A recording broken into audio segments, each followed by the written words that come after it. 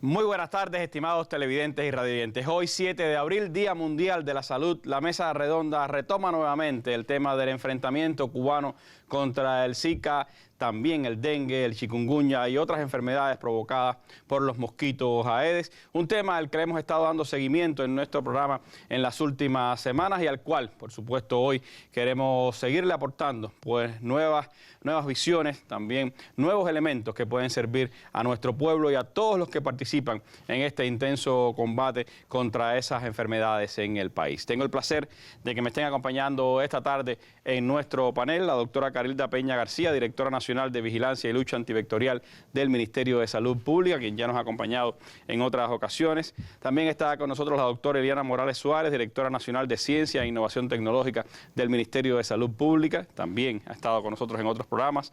La doctora María Guadalupe Guzmán Tirado, subdirectora de Investigación, Diagnóstico y Referencia del Instituto de Medicina Tropical Pedro Curí, el IPK. Lupe también ha estado, por supuesto, también acá en nuestro programa. Y me acompaña esta tarde por primera vez en nuestro espacio el licenciado Omar Fuentes González, investigador auxiliar, responsable del Laboratorio de Entomología del Instituto de Medicina Tropical Pedro Coury. Con ellos estaremos compartiendo reflexiones, análisis, informaciones sobre estas enfermedades, cómo se están manifestando en el mundo, qué está pasando en nuestro país, cuál ha sido el impacto del plan nacional que se ha puesto en práctica y cuáles son las cosas que todavía tenemos que superar. Me estarán acompañando también durante la transmisión los colegas Luis Eduardo López y Oscar Figueredo, periodistas de los equipos de Cuba Debate y la Mesa Redonda, quienes estarán siguiendo las informaciones, estarán brindándoselas en tiempo real a través de las redes sociales y estamos transmitiendo desde ahora mismo también a través de la internet en streaming en tiempo real para quienes nos pueden contactar a través de la red de redes y ver nuestro programa a través también de los medios digitales. Así que les propongo que nos acompañen en los próximos 55 minutos de programa.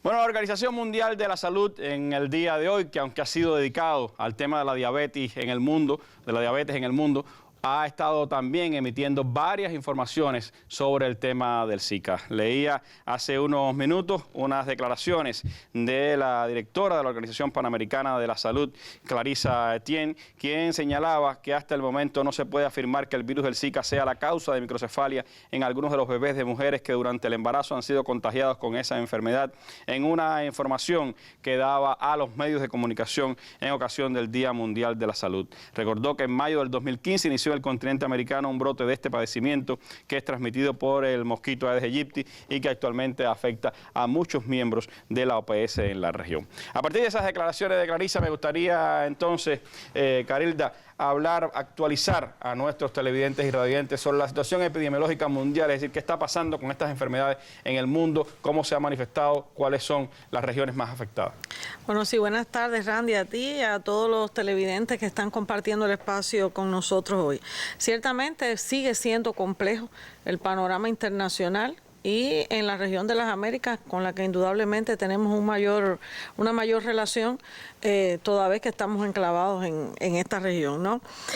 Bueno, te puedo decir que al cierre de la semana estadística número 12, que cierra con fecha 1 de abril, hay un reporte de 104.932 casos de dengue. No han sido pocas las formas graves que se han reportado y se están reportando en las Américas 204 defunciones por esta causa. O sea que es un fenómeno que está latente. ¿Qué decirte de chikungunya? Chikungunya está en las Américas con un reporte de 1.568 casos confirmados. Hay 35 países que tienen transmisión autóctona y 38 países en los que se han confirmado casos sin evidencias de transmisión autóctona. Y bueno, con el tema del Zika, se están reportando 4.883 casos, 61 países hoy que están siendo afectados por esta enfermedad y indudablemente Brasil es un país que está reportando el mayor número de casos tanto de dengue como de Zika, o sea que la región sur, indudablemente, está siendo la que más aporte de casos está dando. Clarissa estaba diciendo hoy en las estadísticas que ya en el caso de las Américas son 33 países miembros de la OPS los que tienen afectaciones con el Zika. ¿Cómo no? Es así, es así. Bueno, otro elemento que creo que no debemos dejar de mencionar es la situación que tiene Angola en el continente africano. Ahí, como recordarán, se ha estado dando las noticias de un brote de fiebre amarilla. Brote que ya hoy alcanza 5 provincias en Angola y que realmente para este momento no tiene todavía elementos de control, o sea que sigue creciendo y el peligro de extenderse al resto de las provincias del país es evidente, así como a los países que hacen frontera. E indudablemente Cuba está abierta al mundo, lo hemos dicho en varias oportunidades, y el riesgo de la introducción de estas enfermedades es real, a punto de partida de los viajeros y los colaboradores que tenemos en esos países. Viendo esta situación mundial, ¿cuál es la nuestra? Es decir, si comparamos con el mundo, ¿cuál es la situación epidemiológica de Cuba? ¿Cómo se están manifestando estas enfermedades en el país? A ver, bueno, la situación que tiene hoy el país, justamente al cierre de la semana 12, sigue siendo una situación compleja por la infestación del mosquito Aedes aegypti. Hoy estamos hablando de un riesgo entomológico que es más elevado en 46 municipios del país. Esto no significa que no haya mosquitos en otros municipios del país, sí, con un menor riesgo, pero igual, donde quiera que hoy exista el vector, la posibilidad de un brote, una transmisión, aun cuando sea local, está presente. Es indudable que a punto de partida de todas las acciones que se han estado instrumentando en función del enfrentamiento a estas enfermedades, la situación ha tenido un comportamiento más favorable. Y al culminar, por ejemplo, el ciclo de marzo del tratamiento focal que se hace en el país, hubo una reducción de los índices de infestación. Estábamos mostrando un índice en 0.46 y al culminar este ciclo, o sea, estamos evaluando índices mucho más bajos, 0.26, 0.30. Eso tiene también una traducción en la morbilidad.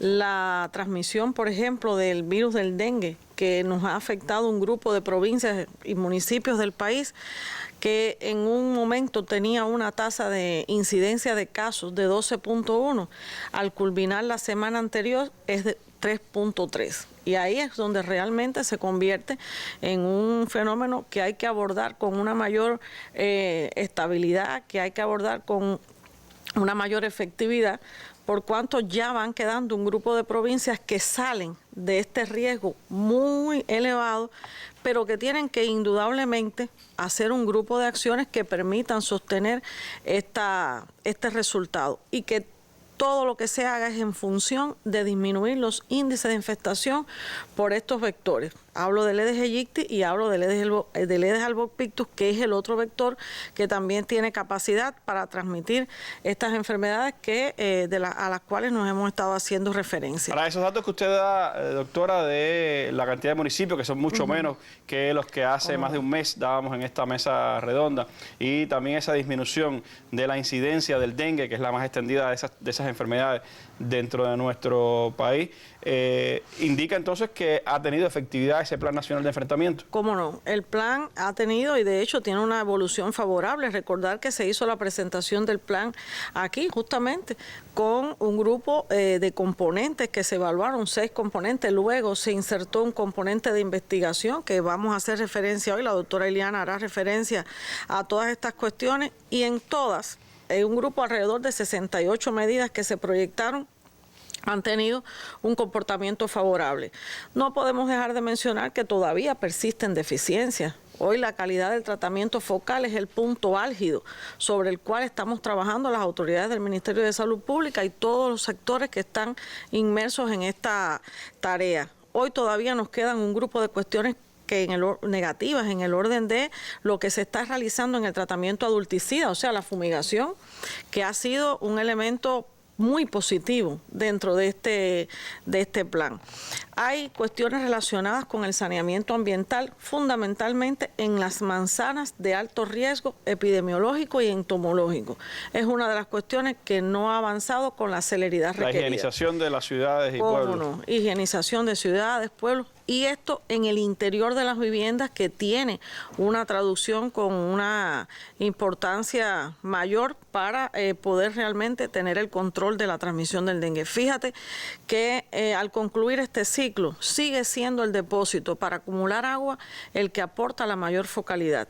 y dentro de él el tanque elevado representa, o sea, el depósito para acumular agua representa el 70% de los depósitos donde se detectan focos, y dentro de ellos en el tanque bajo, y el tanque bajo representa el 46%, o sea que... Y los tanques que tenemos en las viviendas para guardar el agua, para que muchas veces está destapado o no se limpia lo suficiente. De ahí la importancia de que la población domine que esto es un problema no resuelto aún y que el operario de la campaña y las autoridades del Ministerio de Salud Pública tenemos una responsabilidad con hacer un tratamiento efectivo y oportuno. Pero este tanque, este depósito de agua es una responsabilidad del morador, del dueño de la vivienda, que tiene que procurar taparlo y que tiene que protegerlo. Bueno, esas son las cuestiones fundamentales, Randy, que en el orden del plan hemos estado evaluando hasta este momento. Nos queda todavía un tiempo y sobre esta base se han instrumentado un grupo de medidas para corregir lo que no ha salido bien y tener un feliz término y lograr el objetivo propuesto. Hay, por supuesto, todavía elementos en los que seguir insistiendo y también puedes pensar, como se ha estado pensando, en lo que vendrá después.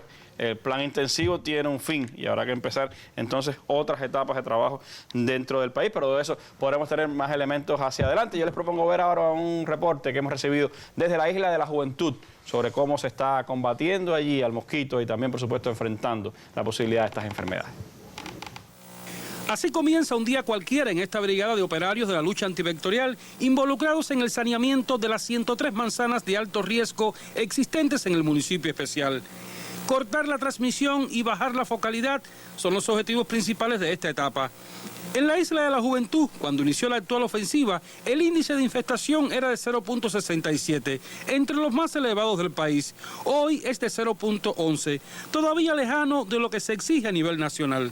Lo hemos ido bajando consecutivamente y bueno, seguimos accionando en la calidad del trabajo del operario de vectores, que es fundamental en la búsqueda de todos los focos para evitar que también la proliferación de este vector. La participación de la población para hacer sostenible en el tiempo todo lo que se hace resulta esencial y la respuesta popular, según las autoridades sanitarias aquí, ha sido muy positiva.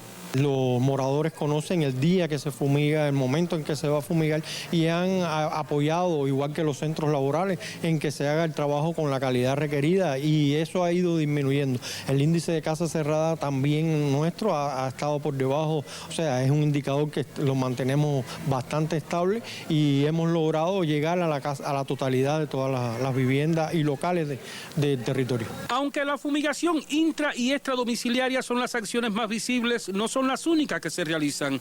Organismos como comunales, recursos hidráulicos, vivienda y otros confirman que los trabajos no son solo de salud pública.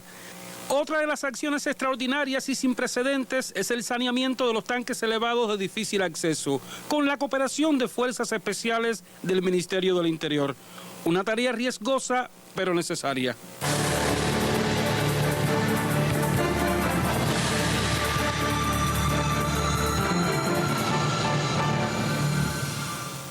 Indicadores importantes como los casos febriles inespecíficos han disminuido en la Isla de la Juventud, pero la ofensiva continúa. Noel Otaño, Sistema Informativo de la Televisión Cubana.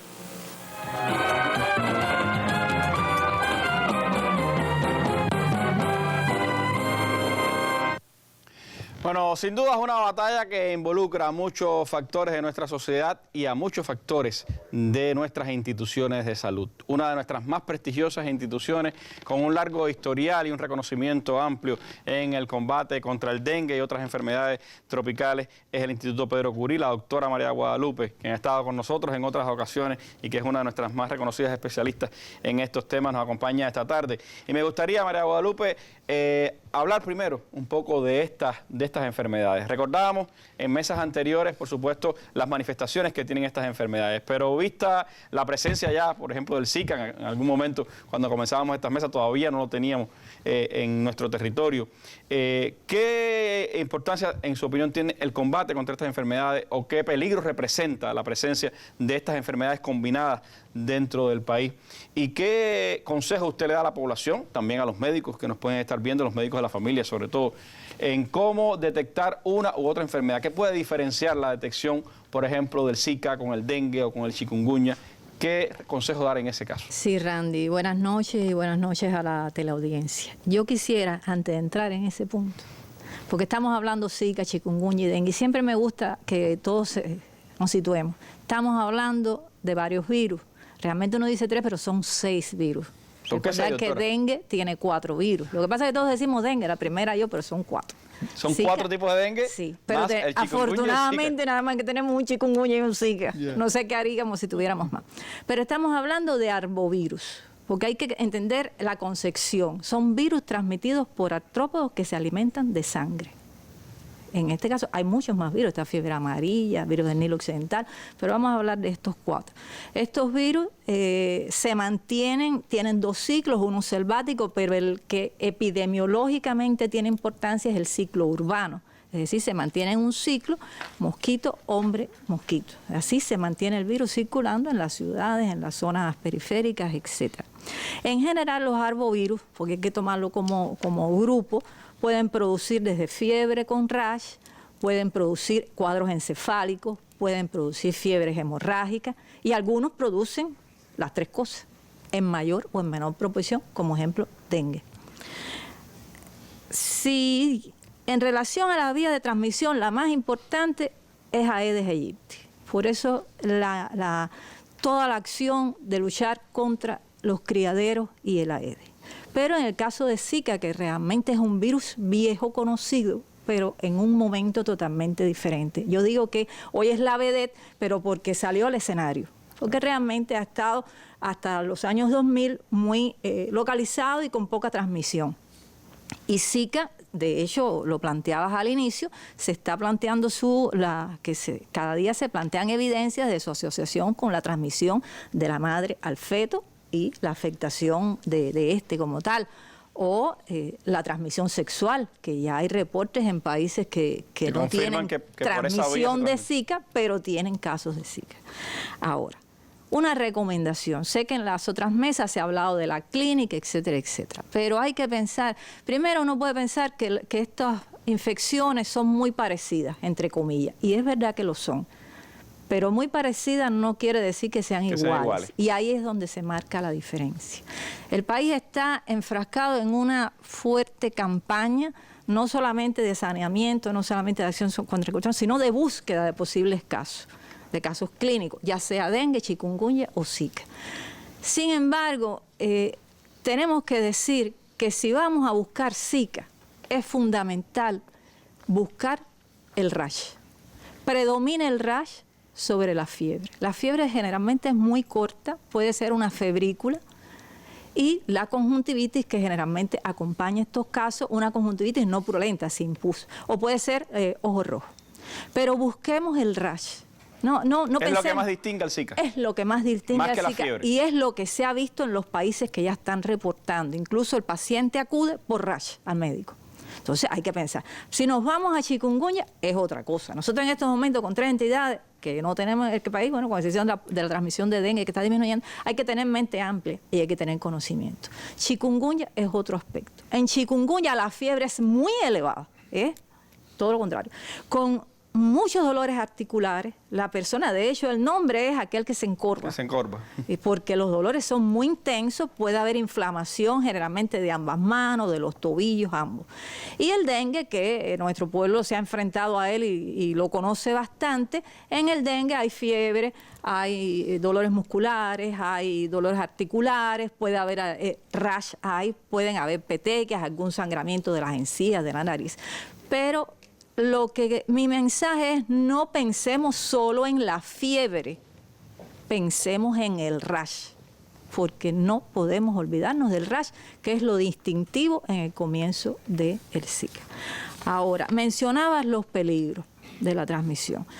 Yo quiero decir que la región de las Américas, y Cuba está inserta en esta región, está enfrentando hoy 6 agentes, vamos a decir 3 entidades clínicas: dengue, chikungunya y Zika, con países donde están los 3 en menor o en menor proporción, pero los 3.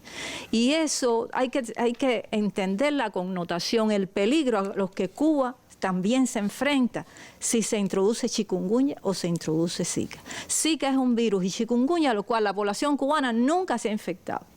Todos somos sensibles o susceptibles, mejor dicho, en principio, de infectarnos y sufrir una enfermedad. Todos, todos. Zika, estamos viendo lo que está pasando en los países, la asociación, en las embarazadas, las microcefalias, los trastornos, el Guillain-Barré, los trastornos neurológicos. Es decir, ese es un peligro e impone a los países un reto de la vigilancia, de eliminar condiciones y de esta vigilancia sobre la embarazada. Esa es una situación. Chikungunya es otro fenómeno. Chikungunya tiene una baja letalidad, pero es muy incapacitante. Chikungunya puede ser el cuadro agudo, muy doloroso, la persona prácticamente no se puede mover, pero hay pacientes que cuando ya piensa que pasó, recidiva y puede estar hasta 3 meses así. Incapacitado. Pero se ha reportado en zonas, sobre todo del Océano Índico, que hasta el 60% de los casos pueden tener chikungunya crónico, de 2 a 3 años. Estamos hablando de una persona normal que una infección por chikungunya le cambia la vida. Hasta 2 o 3 años con una artritis incapacitante. Y dengue, que yo quiero llamar la atención, todos estamos hoy muy preocupados con el Zika y creo que hay que preocuparse. Pero estoy llamando la atención que hay que preocuparse por los arbovirus, porque son 3, sin mencionar la fiebre amarilla, que sería lo último. Son 3, pero dengue, no nos olvidemos del dengue, no nos olvidemos del año 81 que 158 cubanos fallecieron, de ellos 101 niños. Nosotros hemos tenido transmisión de dengue, de hecho todavía tenemos hoy transmisión, y nuestra población infantil y nuestros jóvenes están a riesgo de lo que hoy le llamamos dengue grave y que antiguamente le llamamos dengue hemorrágico. Eso, a pesar de que quizás en los últimos años hemos tenido dengue y con pocos casos graves, pero se está acumulando una población susceptible de frente a otro dengue. Recordar que son 4 y que la segunda infección agrava. Muchos han tenido una primera manifestación, una segunda entonces sería grave. Quería, para hablar de la magnitud del fenómeno, Zika no sabemos realmente y ahorita se hablará sobre esto. Es una enfermedad totalmente nueva y el mundo se está enfrentando. No se sabe hoy en un individuo que tiene una inmunidad previa por dengue, ¿qué pasa si se infecta con Zika? Esa infección por Zika es peor, no pasa nada, está protegido, no lo sabemos. O lo contrario, ¿qué pasa en un individuo que le dio Zika si se infecta con uno de los virus del dengue? ¿Sufre un peor dengue, entre comillas, o tiene un grado de inmunidad? Realmente no lo sabemos y es otro peligro que tenemos. Es decir, tener en cuenta que la región y el mundo se está enfrentando a un fenómeno que ya no es dengue, ya no es chikungunya, ya no es Zika. Es al fenómeno de las arbovirosis, en este caso transmitidas por Aedes. Que combinadas pues crean un cuadro muy complejo, ¿no? para su enfrentamiento. ¿Cómo que no? Esas incertidumbres que todavía quedan y esa propia complejidad de 3 enfermedades con características similares me hacen preguntarle, doctora, ¿estamos nosotros preparados como país para detectar realmente cuando una persona tiene Zika? Nosotros tenemos el mecanismo creado y las condiciones tecnológicas para poder detectar el Zika confiablemente. Sí, antes de dar esa respuesta, quiero comentar algo antes. ¿Cómo diagnosticamos una infección cualquiera de estas, desde el punto de vista de laboratorio? Porque sé que todos queremos saber y es muy bueno que se sepa. En pantalla se debe estar viendo lo que le llamamos nosotros los marcadores virológicos y serológicos o inmunológicos. La persona se infecta, el mosquito la pica, se infecta, después de un periodo de incubación, el virus empieza a replicar. Y se produce, hay una fase que se le llama la fase virémica, virus en sangre. Ese es el momento, ahí está la curva, la primera curva, donde el virus uno lo puede detectar en sangre.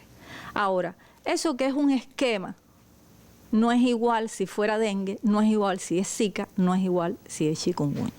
La viremia en chikungunya es muy elevada y dura hasta 9 días. Es decir, uno tiene una ventana de oportunidad mucho mayor que la viremia de Zika. La viremia de Zika es muy corta y muy vamos a decir, discreta, más baja. Por tanto, y ahora volviendo al principio, si una persona se siente con un cuadro que pudiera sospechar, no puede esperar, no, mañana porque hoy no puedo, no, porque la ventana de diagnóstico es muy corta. Es muy corta.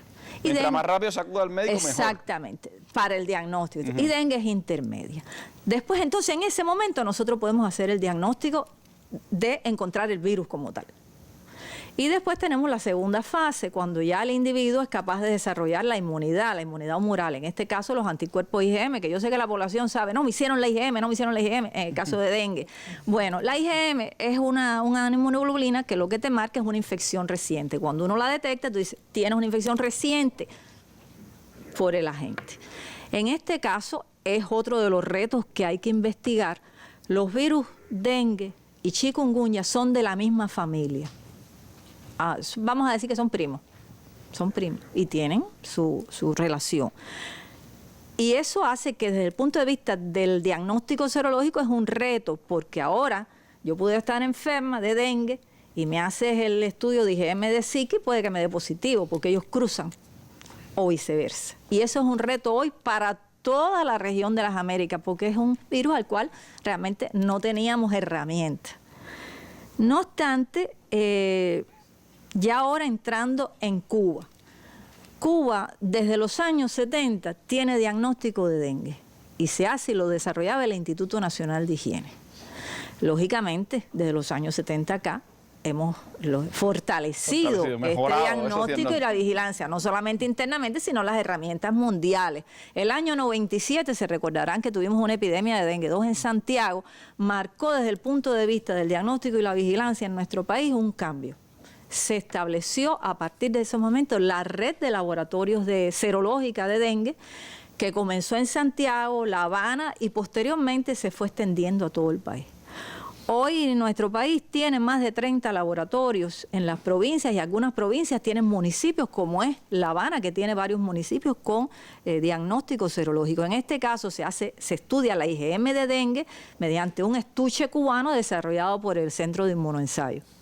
Y todo lo que sale positivo ahí va al IPK, que es el centro de referencia, para confirmación. Esto en el caso de dengue. Esta vigilancia lleva años con muy buenos resultados y ha permitido alertar a nuestro sistema de salud, comprobar, certificar que hay una transmisión que ya cesó, etc. Pero ahí nos dice que hay una transmisión de dengue, no me dice qué dengue es. Entonces está la vigilancia molecular, básicamente, que por métodos moleculares de avanzada, uno estudiando el suero del paciente sabe si es dengue 1, 2, 3 y 4. Esa vigilancia ha permitido, y de hecho aquí en la mesa se ha dicho que hemos tenido transmisión por 3 virus. Hoy por hoy, ya para el enfrentamiento de Zika y chikungunya, el país tiene una vigilancia y el diagnóstico, y todos los pacientes sospechosos se trabajan por métodos moleculares. En pantalla debe estar la gráfica. A cada muestra de suero de los pacientes se le hace a la vez dengue, que hablemos que son 4 dengue, Zika y chikungunya. Sí, se está buscando 6 virus. 6 virus y se les hace a todos. Chikungunya no tenemos. Zika, lo que se ha reportado por la prensa. Y dengue, ya la doctora Carilda se refería. Hay entonces personal preparado e instrumentos eficientes para poder... Sí. Y búsqueda, porque todo el laboratorio recibe una muestra, pero el médico tiene que buscarla, el epidemiólogo tiene que buscarla. Yo quiero decir que esta estrategia es la que la OPS y la OMS están recomendando a los países. Usted preside la red de laboratorios de diagnóstico de albovirus en las Américas, ¿no? Por lo tanto, hay una interrelación entre lo que hacemos nosotros con lo que hacen otros países de la región. Totalmente. Yo quiero decir, la región conducida por la OPS tiene una red de laboratorios. Todos los laboratorios nacionales en los países que llevan estas entidades están en el marco de esta red. Red que va dirigida a analizar, a recomendar, a pautar qué hay que hacer, a interactuar e intercambiar reactivos. Nosotros hemos brindado reactivos y hemos recibido reactivos de diferentes países, incluyendo Estados Unidos, incluyendo Brasil, Venezuela hemos recibido, Nicaragua. Es decir, esta red es muy importante y lógicamente hoy hay un algoritmo diagnóstico, es decir, las pautas de lo que hay que hacer. Estamos haciendo Cuba lo que en estos momentos la región y la OMS está recomendando. Las investigaciones que se están haciendo deben posiblemente dar que quizás en 6 meses, 1 año, se vaya fortaleciendo este algoritmo. Pero sí queríamos, para terminar esto, que Cuba está haciendo y utilizando los métodos más avanzados, que es el PCR en tiempo real. Por cierto, Randy, si me das un chancecito, porque alguien me comentó algo y me quedé pensando que quizás había duda cuando uno dice en tiempo real, pensando en las series y eso. Cuando uno dice PCR en tiempo real, no se refiere a que si ella está enferma, yo ahí le estoy detectando, no se refiere a eso. Se refiere que cuando tomo la muestra de suero, la pongo en el equipo, ya cuando empieza a salir positivo, ya uno empieza a ver la curva como va subiendo. Es a lo que se refiere el tiempo real. Porque alguien me comentó algo y yo me dije, mira qué interesante. Parece que pensaron que era algo que uno lo hacía al paciente para saber ya inmediatamente sabe qué es lo que está pasando. Bueno, pues le agradezco muchísimo, profesora, estas explicaciones y sin dudas también la confianza de que tenemos el personal humano y los equipos necesarios para poder detectar enfermedades tan complejas y que hay seguridad en lo que el país está haciendo en ese camino. Gracias a usted.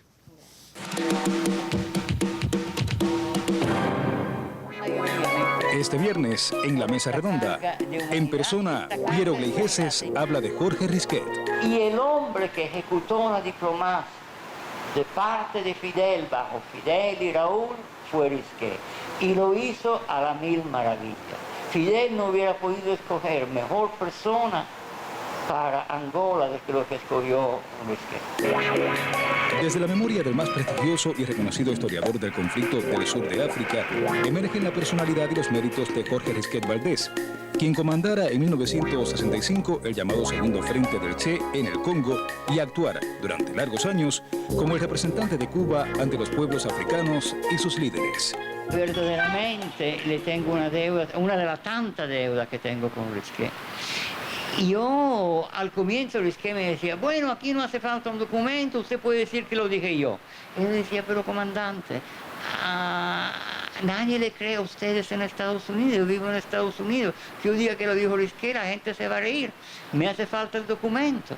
Y de hecho, como que la gente siempre piensa que ustedes están mintiendo. Si uno quiere decir algo positivo de Cuba, porque Cuba se lo merece, hacen falta 10 documentos. Y bueno, otra persona me hubiera dicho, regrese, váyase, ya fastidió bastante. Y es que lo entendió. Fascinante conversación con Piero Gleijeses sobre una investigación reconocida con el más importante premio de la Asociación de Historiadores de los Estados Unidos y que echa luz sobre el papel central de la diplomacia revolucionaria cubana en la independencia de Angola y el fin del apartheid. Este viernes a las 7 pasado meridiano por Cuba Visión Internacional y Radio Habana, Cuba. Mesa Redonda. Nuestras armas son las ideas. Bueno, lo que se ha hablado en mesas anteriores, lo que se ha hablado en esta mesa, por supuesto, siempre va hacia un objetivo. En primer lugar, enfrentar al causante, al transmisor de estos virus, que son sin duda los mosquitos del género Aedes. ¿Es suficiente lo que estamos haciendo? ¿Qué maneras hay de cada vez hacer mejor todo el enfrentamiento a estos mosquitos? Sobre eso les propongo que el compañero Omar Fuentes nos dé su visión, sus recomendaciones también. Y me gustaría comenzar remarcando, Omar, un poco las características que tiene este vector. Es decir, cómo se manifiesta este vector en la cotidianidad y cómo participa de la transmisión de estas enfermedades. Y en su opinión, ¿los métodos que estamos utilizando para enfrentarlos son efectivos? ¿Qué cosas nos hace falta para que sean mucho más efectivos? Bien, buenas noches. Y bueno, agradecerle que nos den la oportunidad a nuestro pueblo de informarle de algunos aspectos que van muy dirigidos a la población. Bueno, Lupe hablaba de que tenía 6 virus, estaba hablando con los 6 virus. Bueno, no, aquí hay un solo mosquito. O sea, tenemos Aedes albopictus, que es el primo de Aedes aegypti. Pero Aedes aegypti es el problema fundamental. Aedes aegypti es el problema fundamental porque es un mosquito que se adaptó ecológicamente a vivir con el hombre. Algunos dicen que ha sido el mosquito más estudiado, pero posiblemente sea el mosquito que mejor nos ha estudiado a nosotros. Vive en nuestras casas, se aprovecha de nuestros errores. Y por eso lo tenemos tan agresivamente afectándonos en varios arbovirosis. Más del 80% de la transmisión ocurre dentro de las casas o en las escuelas, o sea, en locales. O sea, es un mosquito interno.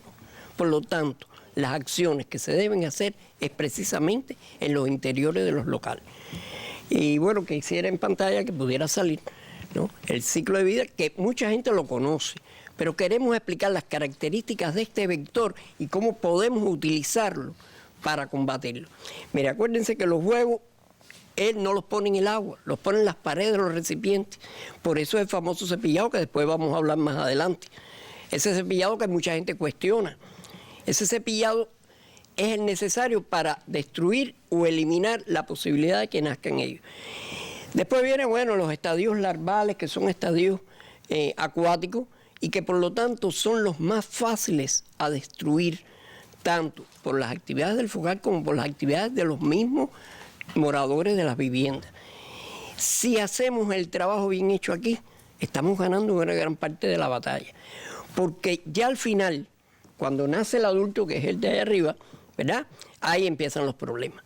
Yo quiero dar, porque quiero ser muy rápido también, el tiempo apremia, pero ahí los compañeros de ProSalud están sacando un eslogan que dice: no dejes que el mosquito vuele. Y a eso es a lo que tenemos que ir encaminados, a no dejar que llegue a volar. Después, bueno, queremos hablar de que las acciones que nosotros estamos encaminados a hacer, se conoce que el tratamiento focal, que debe ser dirigido por los compañeros de la campaña, esto es algo que está habitual. Bueno, los compañeros de la campaña, debería de salir en pantalla para que la gente se acuerde de que esa actividad se realiza. Es una inspección a todas las locales de esa vivienda: patio, cuartos, baño, azotea, que es muy importante, porque poner énfasis, como decía la doctora Carilda, en tanques bajos y elevados, debido a su amplia distribución y a su gran productividad a la hora de producir. Y que son los que más en este minuto están son los que más nos están afectando. Aplicar el abate, o sea, el TEMEFO, pero que todo el mundo lo conoce como abate, sí, en correspondencia con el volumen del depósito. No malgastar ese producto que es caro. Y destruir los depósitos artificiales inservibles. El cepillado que debe realizar el operario, él lleva sus cepillos, pero si el morador quiere, a voluntad, bueno, puede usar los cepillos de la casa. Pero esto es importante, porque eso hace que esos huevos caigan en el agua, esa agua que tienen abate y destruye las larvas. Cuidado con una cosa: si hacemos la limpieza del cepillado en la vasija donde toma el perrito y botamos esa agua a un desagüe, bueno, pues es un peligro, porque entonces esas larvas o esos huevitos eclosionan y estamos contaminando a todo el sistema. ¿Y en ese caso qué hacer entonces? Eso es botarlo en un lugar seco, en la tierra, en cemento, en tierra, y ya. Y se acaba esa posibilidad de transmisión. Ahora bien, el focal es lo que hace el programa nacional, pero existe algo que le hemos llamado autofocal. Y el autofocal es el que tenemos que hacer todos nosotros, todos los cubanos lo tenemos que hacer, seamos quienes seamos. Y es la inspección de todos nosotros como manera más eficaz. ¿Por qué? Porque todos nosotros conocemos nuestra casa. Sabemos los rincones, sabemos dónde los recipientes que se guardan, la latica que está en tal lugar. Bueno, esa es la tarea de nosotros. Yo creo que esa es la tarea fundamental como conciencia. Además, es la medida más eficaz indiscutiblemente, que una vez a la semana, cada 7 días, se resuelva ese problema. Se ha hablado mucho del tratamiento de fumigación. Se cuestiona, la gente habla mucho en la calle, bueno, para eso estamos aquí nosotros. Miren, el tratamiento adulticida garantiza, ya que no pudimos resolver, destruir las larvas y dejamos que volara, hay que garantizar la destrucción de esas hembras que son longevas, que son hembras viejas, que pueden transmitir, porque han vivido un tiempo considerable y pueden entonces haberse infectado haber pasado su ciclo extrínseco dentro de ella y poder empezar a transmitir. Por eso es el adulticida que se hace cada 7 días, para evitar poblaciones longevas que puedan eliminar y así cortar la transmisión. Esto se está haciendo a costo de comprar los mejores productos que hay en el mercado internacional. Los más viejos se acuerdan de que en el 81 usamos un producto que era el malatión, era bueno, pero era fuerte, era un organofosforado. Hoy en día estamos utilizando piretroides que son menos nocivos, que están avalados por firmas reconocidas. Además, se evalúan en el Instituto de Medicina Tropical, en el Laboratorio de Control Químico. O sea, que son productos eficientes, son productos muy buenos y, por desgracia, son muy caros. Por eso hay que tratar de usarlo lo menos posible. Pero, ¿cómo nosotros podemos ayudar a esa aplicación adulticida? Bueno, cuando el operario va a entrar a la vivienda, debe llegar hasta el patio trasero y envolver todos los lugares que hay allí y también en todos los lugares. Se debe apagar las llamas, tapar los alimentos, proteger las mascotas indiscutiblemente y cerrar puertas y ventanas durante 45 minutos. Recordar siempre esos 45 minutos. 45 minutos. Si un poco más no importa. Menos no nunca. debe ser menos. Menos nunca. Esa es la cosa. Ahora, el tratamiento extradomiciliario, que también la gente habla mucho de por qué es a esas horas. Bueno, precisamente es de 6 a 8. Estamos hablando de la fumigación en las calles. En las calles, el extradomiciliario pudiera salir ahí en pantalla porque pusimos ahí un carro de noche. Ahí está. Bueno, ¿por qué se hace? No es para molestar a la gente. O temprano en la mañana o en la tarde-noche, ¿no? De 6 a 8 de la mañana y de 6 a 8 de la tarde. Por 2 razones. Primero, hay un fenómeno de la inversión donde hay una zona fría baja que no permite que esa nube suba y hace más efecto sobre los mosquitos. Y segundo, entomológico. Indiscutiblemente, esos son los picos de actividad de todas las especies de mosquitos. Por lo tanto, es donde tenemos más mosquitos. Bueno, que somos del campo, nos acordamos de que cierra los postigos al atardecer, para que no te entre el mosquito. Y esa es la idea. Eso es el principal mensaje que quiero dar a la población, que todos somos responsables de la salud nuestra. Pero ese es un combate en el que tenemos todos que participar y que, por supuesto, creo que ha habido efectividad en este enfrentamiento y ha habido también una participación mayor del pueblo, incluso exigiendo que se le fumigue su casa, que se haga bien además, y creo que eso es parte también de lo que hemos logrado con este combate. Yo les propongo ver de manera muy rápida la experiencia de Guantánamo, al otro extremo del país, a ver lo que está pasando por allá con el combate contra estas enfermedades y contra el mosquito. Las casas de esta cuadra de Guantánamo son fumigadas los martes de 10 a 12. En los últimos tiempos han sido muy puntuales y lo han hecho muy bien. Cumplir los horarios de tratamiento adulticida es esencial para matar al Aedes. Además, fumigar bien, avalándolo con auditorías. En función de asegurar de que la mezcla que salga y con la que se habiliten los equipos pueda cumplir el objetivo que es matar al mosquito. A la par se acentuó la preparación del personal. Aunque el martes el índice casa de infestación en la provincia era de 0,09, por encima del admisible, es inferior a los precedentes. Asimismo, se reduce la cifra de viviendas cerradas. Antes podían ser más de 50 en la ciudad en un día. Al cierre de la primera semana del segundo ciclo de tratamiento, se han cerrado 20 viviendas. Se nota el efecto. Disminuyen los febriles en un 23.2% con relación a la semana anterior. 5 municipios tienen focalidad, pero la batalla se decide en la capital provincial. De 49 viviendas que tenemos en total en la provincia con positividad, hay 40 de ellas que corresponden al municipio de Guantánamo. No obstante, el indicador disminuye. En el tratamiento focal, al 7º día del ciclo, la provincia tiene una reducción de la focalidad en un 52%. Pero en uno de los consejos populares más complicados de la ciudad, el centro-oeste, hace falta más apoyo sederista. Todos tienen creado los dúos focales, pero muy pocos pueden decir de que están trabajando. Concluir sin focalidad de esta fase de la campaña intensiva requiere del pueblo. En el saneamiento intradomiciliario, ya que la gran positividad que nosotros tenemos hoy es en tanques bajos. No podemos vencer si cada ciudadano, cada morador no se suma de manera consciente a la batalla contra el mosquito. Lograr la victoria y sostenerla es el compromiso ineludible. Desde Guantánamo, Sin Castillo, Sistema Informativo de la Televisión Cubana.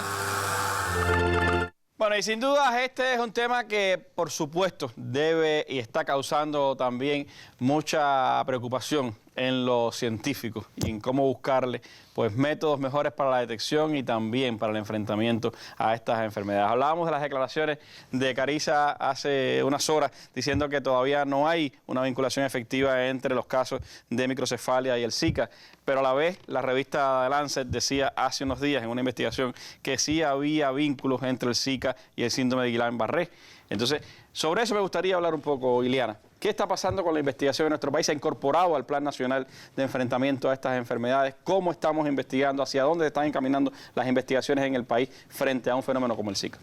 Sí, Randy, buenas noches a ti, a todos los televidentes y radioyentes. Efectivamente, quiero comenzar por lo que planteó la directora de la OPS. Para ser exacto, la Organización Mundial de la Salud le ha pedido a los países investigar en todos los temas que, como los compañeros que me antecedieron, han podido demostrar que hay muchas interrogantes. Cada interrogante debe ser resuelta en general por la ciencia, por la vía de la ciencia. Sin embargo, como decía la directora de la OPS, también la Organización Mundial de la Salud ha pedido cautela. ¿Por qué cautela? Porque todos los estudios están en ejecución. Están empezando. Los países, evidentemente, han tomado con seriedad el tema porque, lo planteaba la doctora Carila al inicio, la situación epidemiológica, la situación sanitaria es compleja. Y evidentemente, prácticamente hay más preguntas que respuestas, pero sí hay mucha acción. Entonces, cautela porque no hay nada conclusivo, porque no hay nada terminado. Puede haber asociación, puede haber observación, puede en algunos casos haber sido ya diagnosticados y comprobados, pero no se ha concluido nada con un número suficiente como para que sea conclusivo, que es la palabra. Entonces, Cuba, como decía también la doctora Carilda, ha incorporado como parte de un plan de acción que ya se ha planteado, con un plan de acción amplio, integral, que abarca muchos componentes, que abarca muchos sectores, pues ha incorporado el componente de la investigación. Este es un componente que en sí mismo no tiene sentido. Él tiene sentido en la medida que atraviesa el resto de los componentes. ¿Y por qué? Bueno, a mi juicio, por tres temas fundamentales. Uno, porque son investigaciones prácticamente por encargo del sistema de salud. Nosotros necesitamos que se investigue rápido en esto.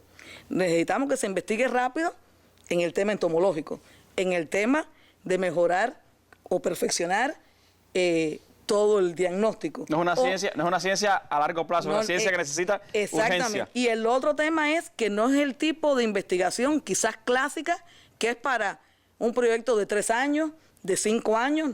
Son investigaciones rápidas, son investigaciones de acción, son investigaciones en el terreno y son investigaciones, el otro tema que te quería comentar, que en la medida que producen resultados parciales, rápidamente se introducen en la práctica. Eso es una fortaleza. Son investigaciones muy pertinentes. Y sobre todo porque tienen un vínculo muy directo con dos temas fundamentales. Investigaciones que en la medida que vamos llegando a conclusiones y que además estamos monitoreando al mundo en lo que está haciendo, podemos incidir en nuevas formas de atención médica, es decir, en los protocolos de atención en las embarazadas, en las propias terapias, en pacientes que puedan tener algunas patologías y en los temas entomológicos, porque es un tema constante, y en los temas de diagnóstico de laboratorio. En ese sentido, nosotros tenemos un grupo coordinador donde confluyen todos los proyectos que estamos haciendo y yo creo, sin que parezca que estamos un poco chauvinistas nosotros, pero a mí me parece que eso posiblemente seamos los únicos que tengamos ese modelo en el cual todo el mundo viene y en una sola mesa se discuten todos los proyectos. Por una razón, bueno, aquí tenemos a la doctora Guadalupe, que es de ese grupo, y a otros compañeros. Ahí están interviniendo muchos investigadores y muchas instituciones. El IPK, el Hospital Amejeira, el Instituto de Higiene, Epidemiología y Microbiología, los centros provinciales, el de La Habana, hasta municipios y áreas de salud que van a intervenir en algunas investigaciones en la propia área, la Escuela de Salud Pública, el Hospital Salvador Allende, el Hospital Aballí, es decir, son muchas, la Biblioteca Médica Nacional, etcétera. Y todo el mundo viene por una razón. Bueno, tuvimos recientemente, casi semanalmente nos reunimos, porque una investigación tiene que ver con otra. No hay ninguna que sola pueda llegar a un resultado rápido, porque el IPK y su laboratorio tiene que ir diciendo, no, corrige por aquí el tiro, no, piensa, amplía un poquito el diagnóstico, no, mejora la muestra. Por otro lado, la clínica, los compañeros de la clínica dicen, no, pero yo al paciente quiero verlo más temprano o un poquito más. Entonces, todos tienen que ver con todo, y eso nos ha ganado tiempo, nos ha ganado conocimiento, porque evidentemente la inteligencia colectiva no la supera nadie. Nos ha ganado que como en el grupo están los compañeros que también están estudiando las tendencias, digan, no, pero ya, como mismo planteaba, ya Lance sacó algo. No, mira, la revista de neurología de Inglaterra sacó esto últimamente. Los chinos están trabajando en un mosquito estéril o algo así. Ese es otro tema. Entonces, ese es en el tema de, porque el componente de investigación tiene varias aristas, ese es en el tema de proyectos de investigación. En el tema entomológico, muy interesante, estamos proponiendo 10 investigaciones, 5 a muy corto plazo y 5 mediano y largo plazo, porque también llevaría un grupo de cosas. Pero estábamos hablando con el doctor antes de entrar, temas, y hemos discutido, bueno, cómo es el tema del virus dentro de los mosquitos, cómo es el tema del híbrido, cómo se comportan las poblaciones. Un mosquito puede ser portador de los 3 tipos, del chikungunya, del Zika y del dengue. Cómo es el tema del agua, esa misma agua que tenemos que cuidar, que las personas vayan viendo y que no dejen nada. Es decir, un grupo de cosas. Ese es un grupo grande, 10 investigaciones. Estamos en investigaciones centro, que son las clínico-epidemiológicas. Ahí estamos revisando, igual que el mundo, la relación, posible asociación Zika, también dengue y chikungunya, con Guillain-Barré, complicaciones neurológicas que pueden ser graves. Posible relación conjuntivitis, Zika. Estamos estudiando con el Pando Ferrer, un grupo importante, pero el Pando Ferrer con IPK y con otras asociaciones. Estamos estudiando, quizás la que más ha estudiado el mundo, la posible asociación Zika microcefalia, es decir, la cabeza del niño más pequeña que el diámetro normal o del feto. En esa en particular, Randy, decirle a la población que, porque son investigaciones que vienen a fortalecer y acompañar programas nacionales, programas de vectores, de control de vectores, y en el programa materno-infantil, esta investigación en particular ha acompañado todo lo que se ha hecho para fortalecer aún más, que ya de hecho es mucho, lo que nosotros hacemos en el programa materno-infantil. Es decir, el seguimiento a todas las embarazadas, el seguimiento a embarazadas que puedan venir de áreas que puedan tener transmisión, y además un estudio muy riguroso con ellas. Ya desde que empezó el plan hasta la fecha se han hecho ultrasonidos que los bajamos de la 30 a la 28 semanas, 11.580 embarazadas. Algunas han tenido reconsulta con los centros provinciales de genética. Los recién nacidos, 7.037 han tenido ya su estudio con neonatólogos y seguimiento con genética. Es decir, vienen las investigaciones a fortalecer aún más todo un programa que ya es de por sí es consolidado en el país. Y luego otros tipos de investigaciones que vamos a ir incorporando, como son investigaciones ambientales, investigaciones sociales, que tan importantes son para seguir involucrando a la comunidad, investigaciones económicas de costo-beneficio. Y Randy, finalmente, por ahí había una lámina, algunas tareas que tienen que ver de desarrollo con Biocuba Pharma, importantísimo para el tema de nuevos medios diagnósticos, nuevas vacunas, nuevos candidatos de productos en ese sentido. Biocuba Pharma está trabajando en eso. Hay algunos candidatos vacunales por el mundo y algunos temas de referencia internacional. Así que pensamos que esto era necesario. Hay muchas lagunas, hay vacíos de conocimiento en el mundo, hay preguntas, y Cuba está dando las respuestas como parte del Sistema Nacional de Salud, su componente de investigación, acompañando el resto de las tareas. Y la fortaleza que tenemos, por supuesto, instituciones de prestigio y además científicos muy capacitados para enfrentar un reto como este. Me queda apenas un minuto, Clarisa. Mensaje fundamental para quienes nos están viendo. Bueno, primero, el plan que nos hemos propuesto y que estamos desarrollando tiene una evolución favorable. Segundo, para nada hemos desechado el elevado riesgo que tiene el país de tener un brote de estas enfermedades de manera importante y todas las consecuencias que se han estado evaluando aquí. Y tercero, la participación de la comunidad organizada con sus organizaciones de masa, sociales, políticas y los organismos de la Administración Central del Estado. Tenemos que proponernos acciones ya de sostenibilidad de los resultados que hemos estado alcanzando. Es primordial que cada uno de nosotros haga suyo este mensaje para poder realmente lograr el objetivo que nos hemos propuesto y sostenerlo, y que se convierta en más salud para nuestro pueblo y para la generación futura, que no tenemos derecho a vetarla. Hay sin duda peligro, hay todavía amenazas y lo seguirá habiendo en el futuro, porque estas enfermedades nos están rodeando y por supuesto el país necesita enfrentarlas con el concurso de todos sus componentes, los componentes institucionales y los componentes de pueblo, es decir, cada uno de nosotros participando de esta batalla. Se ha avanzado, se están obteniendo resultados, pero no se puede bajar la guardia. Y hay que ir también hacia una etapa ya en el que se acabe la etapa intensiva, empiece la etapa de normalidad, pero para eso hay que prepararse y hay que hacerlo de una manera sistemática. Yo le agradezco mucho a ustedes habernos acompañado esta tarde, brindando la información a nuestro pueblo. Tendrán más detalles mañana en el sitio web Cuba Debate, un resumen amplio de esta mesa redonda y un foro de debate que comenzaremos a las 10 de la mañana en el sitio web Cuba Debate y en el sitio de la mesa redonda para que usted tenga más información sobre estos importantes temas. Me despido hasta mañana y nos vamos con las imágenes del día que dedicamos a Vilma Espín, la heroína de la sierra, la mujer que también simboliza a la Revolución Cubana. Muy buenas noches.